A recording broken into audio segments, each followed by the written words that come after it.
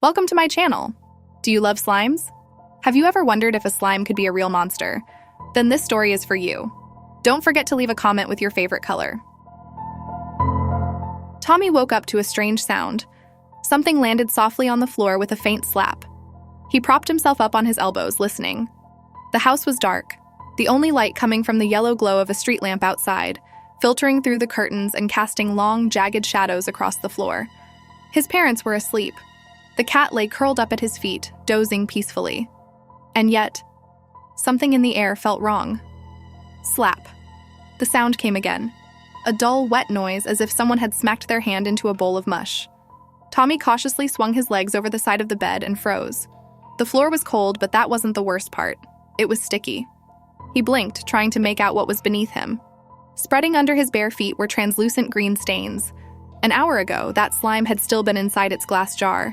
Sticky, cold, carrying a faint fruity scent, it would ooze sluggishly down the sides whenever Tommy gave the container a shake. In the dim glow of his bedside lamp, it had looked strange, semi-transparent, tiny bubbles trapped inside it like a living jelly. He had run a finger along the glass, watching as the viscous substance slowly shifted, as if listening to his touch. He had bought it at a flea market. The seller had been odd. A thin man with long fingers, standing amid rows of dusty comic books and faded, hollow-eyed dolls. He looked like a street magician, exuding an unsettling presence. There was a strange scent about him, a mix of incense and something metallic. He had stared at Tommy without blinking, and when the boy reached for the jar, the corners of the man's lips twitched into the ghost of a smile. "It's special," he had said hoarsely, leaning forward ever so slightly. His voice sounded distant, muffled, as if carried through water. "It grows." Tommy had laughed. He figured the seller was just trying to make the item seem more mysterious, a common trick to push cheap wares at markets like this. People loved telling tall tales about their goods to bump up the price. He hadn't given it much thought, just handed over the money, took the jar, and headed home, unaware that the seller stood watching him leave. His thin lips moved slightly, as if he wanted to say something but changed his mind at the last moment. Now the jar lay on the floor, empty. Tommy slowly leaned forward, squinting. There was no shattered glass, no sign of a spill, just those strange trails, thin, meandering streaks across the floor, as if something had slithered away. Sticky, semi-transparent, gleaming faintly green in the dim light, as if the slime had crawled out on its own, looked around, and left. Or, no. A thick silence filled the room. The only sound was the relentless ticking of the wall clock, each second seeming too loud in the stillness of the night. Then the cat, who had been resting peacefully at his feet, flinched. Her pupils dilated. She stiffened. A shudder ran through her small body before she suddenly arched her back, her fur bristling like static-charged needles. A long, low hiss escaped her throat, drawn out and unbroken. Tommy felt a sharp, icy claw of fear rake down his spine. His fingers curled into a fist. The cat wasn't looking at him anymore. She was staring into the corner of the room. He looked too. There, in the darkest corner of the room, something was moving. The shadows trembled, quivering as if disturbed by a faint vibration. Yet the room was utterly still. No wind, no sound. Only Tommy's muted breathing and the cat's rapid, nervous hissing filled the silence. Slap, slap. A dull, wet noise echoed from the darkness. Tommy barely breathed. His fingers clenched into fists. His heart pounded dully against his ribs, a slow, heavy drumbeat of fear. A dark, slick mass rose. It moved, but not the way an ordinary object would. It didn't slide or roll. It shifted, expanding and contracting as though it were breathing, as though it were gathering air to speak. And then it did. From within the shifting blob, this grotesque, living slime, two small, glowing yellow eyes flickered open. They gleamed in the darkness, twin droplets of molten gold, staring directly at Tommy. "Hello," Slime said softly. The voice was strange, thick, muffled, as if it came from somewhere deep, from inside a glass jar. The sound stretched and distorted, elongated like something sticky and viscous. Tommy felt a shiver crawl up his spine, his skin prickling. He didn't move, didn't blink, didn't breathe. Slime was smiling. Could something like this even smile? It had no mouth, no defined features, just a pulsating, shifting mass, vaguely hinting at a face, but too fluid, too formless, too unstable. "Who are you?" Tommy whispered. A second of silence, thick, stifling, heavy, like a warm, suffocating fog settling over the room. "Hungry," Slime answered. The words sliced through the quiet like a whisper of cold steel. A freezing dagger of terror traced down Tommy's spine. His breath hitched. His chest tightened as though invisible fingers had wrapped around his ribs and squeezed. The cat hissed louder, arching her back into a perfect quivering curve. Her fur stood on end. Her tail was a stiff, bristling rod, and her paws dug into the windowsill as if she were trying to sink into the wood. Her eyes, wide and unblinking, were filled with pure, undiluted fear. Slime didn't move. It just watched. But something was different now. The floor. Tommy glanced down. Where just moments ago there had been plain wooden planks, something else was spreading. A translucent, gelatinous film, slowly seeping outward beneath his feet. It wasn't just on the floor. It was alive. It was moving. It was breathing. "You messed up my floor," Tommy muttered, barely realizing he had spoken.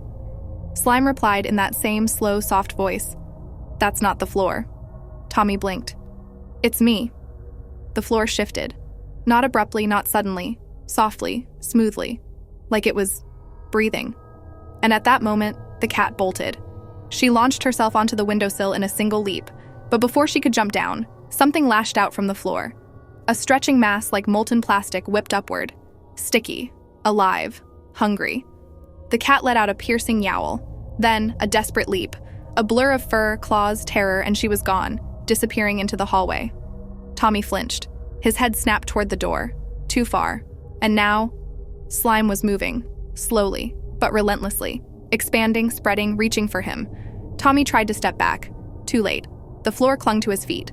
Slime was rising. It bubbled, pulsed, oozed ever closer. Not rushing, not attacking, but engulfing. Patient. Unstoppable. "I eat," Slime said. Tommy jerked, struggling to lift his legs, but the warmth of something sticky, clinging, almost sentient, touched his skin. The floor wasn't just holding him. It was absorbing him. Slowly, inexorably.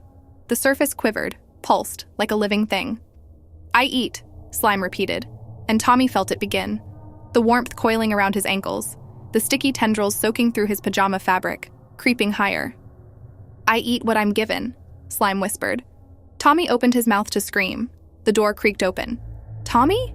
His mother's voice. Light flooded the room, but something was wrong. The bed was empty. A shattered jar lay on the floor. In the corner, the cat sat, rigid, unblinking, staring into the shadows. And on the pillow, a small green stain. Mom frowned and took a step forward. "Tommy?" she called, but no answer came. She moved closer, reaching out toward the pillow, but stopped. Something was wrong. The smell. A faint, sweet scent hung in the air. Something fruity. And something else. Something thick. Sticky. Alive. She took a step back. The green stain on the pillow moved. Just a little. Almost imperceptibly. Then again. And it began to grow. It spread as if seeping into the fabric, yet at the same time it was becoming denser, thicker. It shifted, not like a liquid, but like dough being kneaded. No, like something that breathed. And then it opened its eyes. Two small yellow orbs flared to life in the center of the green mass. Mom gasped, stumbling back, and the green stain smiled. "Mom," it drawled. Her breath hitched. The voice was his, Tommy's, but not quite. Lower, thicker, as if the words were pushing through glass. "Tommy?" she whispered. The stain was growing. It dripped from the pillow, landing on the floor in thick, heavy drops. But it didn't splatter. It moved. "I eat," it whispered. Mom flinched, her back hitting the wall. Her heart pounded wildly, hammering against her ribs. And the green mass was no longer just a stain. It was rising, shaping, taking form. And now, in the yellow glow of the lamp, it looked almost like a boy. Almost like her son. But too soft, too fluid, too hungry.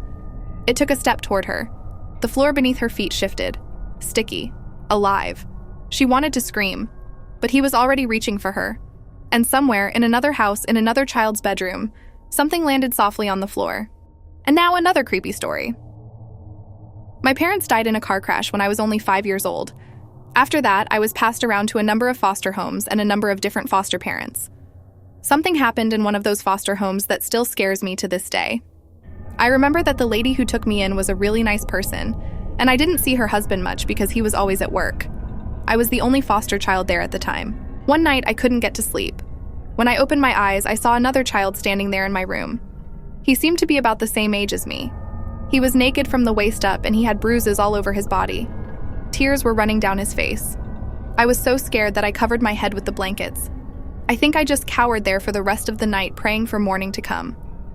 The next time it happened, there were 2 boys. The second boy looked worse than the first. His face was all battered and bloody. One of his eyes was hanging out of his head. It was horrible. The third time was the worst. There were 3 boys standing there, and the third boy had his throat cut. Blood was pouring out of the wound and dripping down his chest. It seemed like someone had hacked at it with a knife. It scared me so much that I could never sleep. I don't remember much, but I was told that during the day, I would sit in the room and rock back and forth holding my chest, just staring at the entrance to the storage space. After a while, I was moved to a different foster home, and I never saw anything like that again. Just recently, I tracked down the woman who owned the foster home, and when I found out what had happened, it terrified me. Apparently, there were many orphaned boys who went through that house. 3 of them disappeared. The wife didn't know what had happened to them. She thought they had just run away. One day, many years later, she had to retrieve something from a small built-in storage space in the room that had been my bedroom. She was poking around and found some loose floorboards. Out of curiosity, she pulled one of the floorboards up, and when she saw what was underneath, she got the fright of her life. It was the body of a young boy. Of course, she called the police immediately. Her husband was at work at the time. The police ripped up the floorboards and found 3 bodies in all. They were all young boys. The bodies were removed and taken down to the mortuary for an autopsy. When the husband arrived home from work and found out what had happened, she said he started acting really weird. The next day, the police came back and arrested the husband and the wife. They released the woman, but the husband was prosecuted for murdering the 3 boys. He was convicted, and the judge sentenced him to life in prison.